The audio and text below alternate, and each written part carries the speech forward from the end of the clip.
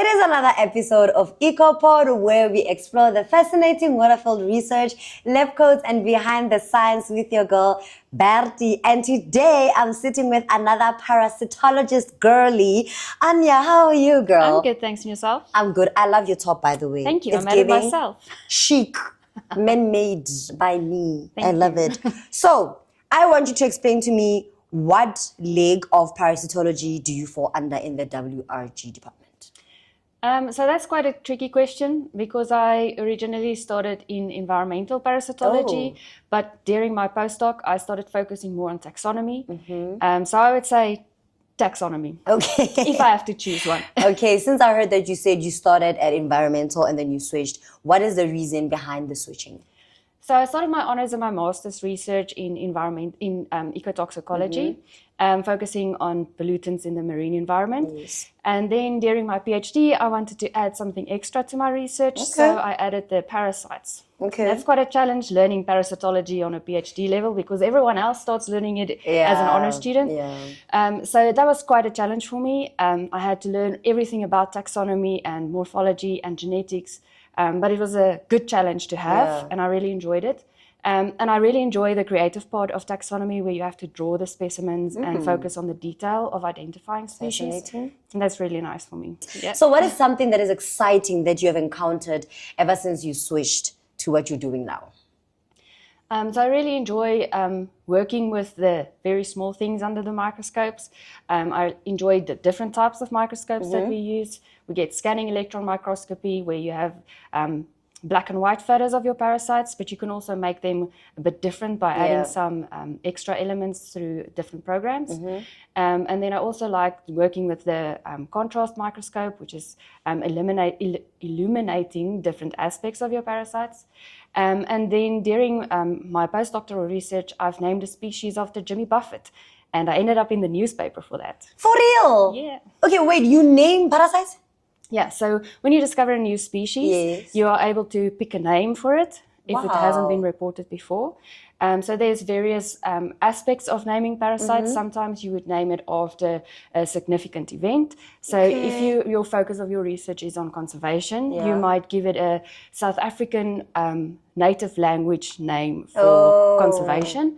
One of our colleagues have done that before, but we also have a trend with our collaborators from the US where we name species after musicians. So we have a species named after Bob Marley, and then in 2023, I named a species after Jimmy Buffett. Yes. So Jimmy Buffett is a musician, right? Yes. Okay, I don't know him. He's from the Florida Keys. Oh, okay, I'm just making sure, you know? So what are the skills that you have obtained throughout the years that are related within your field and outside of your field?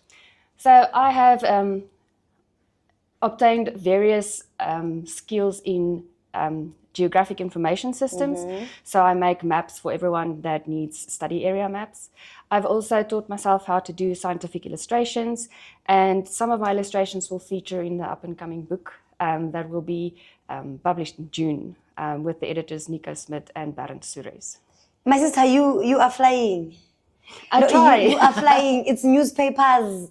Now it's a published book. How does it feel? It's exciting. I really enjoy the creative part of it. Yeah, that is so nice, especially having to name a species after whatever. You must name a species after me, ne? Like, just one day, think of me.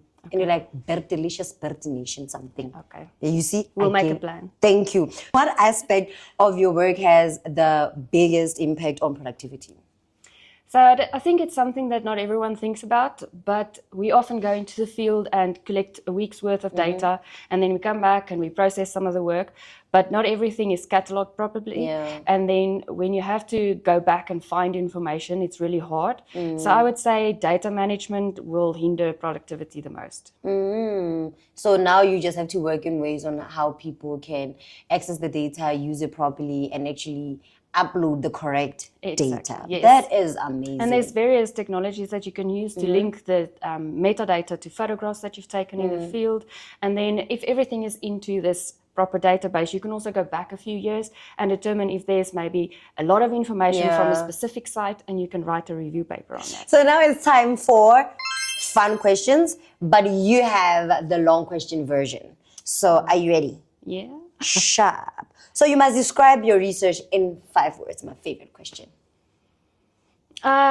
This is a difficult question. I don't know. I can't. I don't know. Anja, I can't think. How long have you been part of? Too many years. And you still don't know? No. Because it's been changing so often, I can't stick to one thing. Okay, can we say fascinating at least? It's fascinating, it's creative, and it's new. Okay, 2 more. I would say collect now for future use.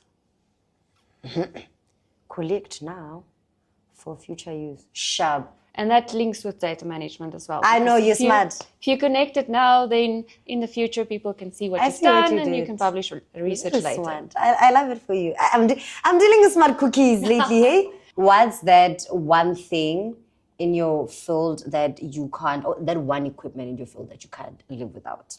Microscopes. I think I need to burn all the microscopes, basically, at this point in time. No, that would be ridiculous. So they are like how do I say it?